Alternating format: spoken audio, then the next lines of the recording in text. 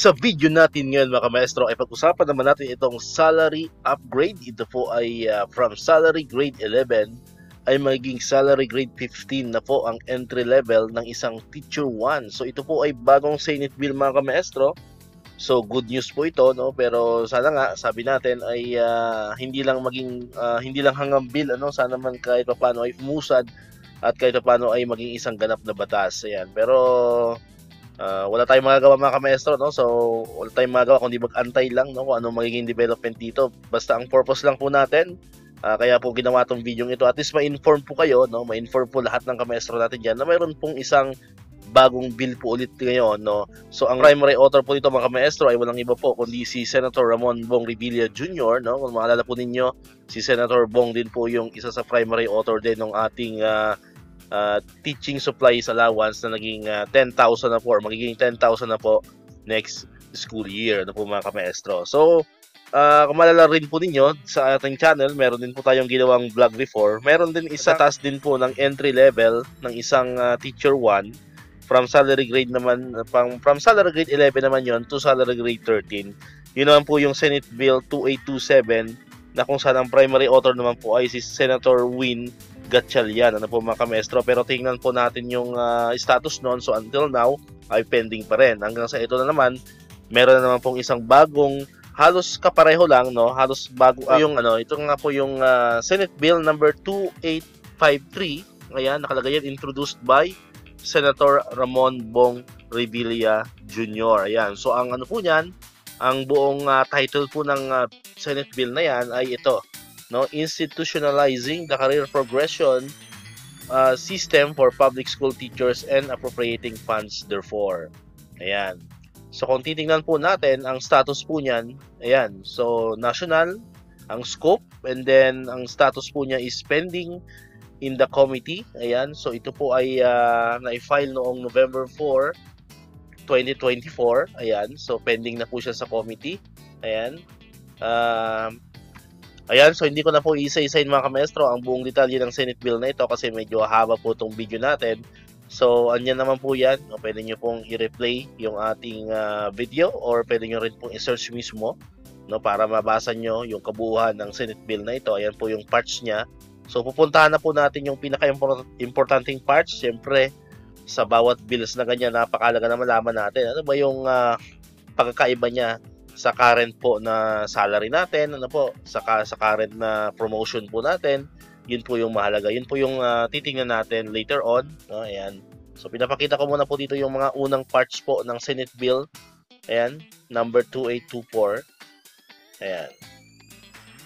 Ayan. Or 2853 pala. I'm sorry. No? Yung Senate Bill number 2853. Ayan. So, muli, ang title niyan is institutionalizing the career progression system for public school teachers and appropriating funds therefore. Ayan po yung kanyang long title. Ang short title naman is Act shall be known as the Career Progression System for Public School Teachers Act of 2024. Yan naman po yung pinaka short title niya mga kamaestro. Ito po yung mga parts niya. Yung declaration of policy, we have the definition of terms. Ayan, yung mga definition of terms, ayan po yan. And then, after nyan, ay, ayan. Hindi ko na po isa-isa, no? Ayan, ito pa, mahalaga din to, no? The Department of Budget and Management shall create the new teaching position titles of Teacher 4, Teacher 5, Teacher 6, and Teacher 7, and Master Teacher 5, same in the index of occupational services, occupational groups, classes, and salary grades. Ayan. Ayan. So ito po, no, ito po yung isa sa mahalaga mga kamestro, no, yung equivalence of position. Ayan. So mapapansin niyo dito, nakalagay diyan, the positions in the classroom teaching career line, school administration line, and the supervision career line shall be equivalent in terms of salaries, benefits, and other privileges. Ayan. So mapapansin po ninyo, kung napanood niyo yung video ko about kay sa Senate Bill 2827 ni Senator Win Gatchalian, halos pareho po yan, no? Halos may magkakapareho dito sa pinipresent natin ngayon. Ito naman po yung sa kay Senator Bong Revilla, ayan, sa teaching career line. So, we have here the Master Teacher 2 hanggang Master Teacher 5, and then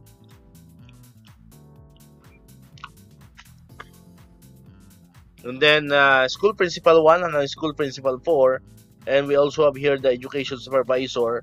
For the supervisor career line, we have public school district supervisor, PSDS, and the chief education supervisor. Ayan. So ito po yung magkaka-level, ano po mga kamestro. So yung master teacher 2, ka-level niya yung school principal 1, at ka-level din nila ang education supervisor 1. Kung ikaw naman ay isang master teacher 3, ka-level mo ang school principal 2 and ang public schools district supervisor.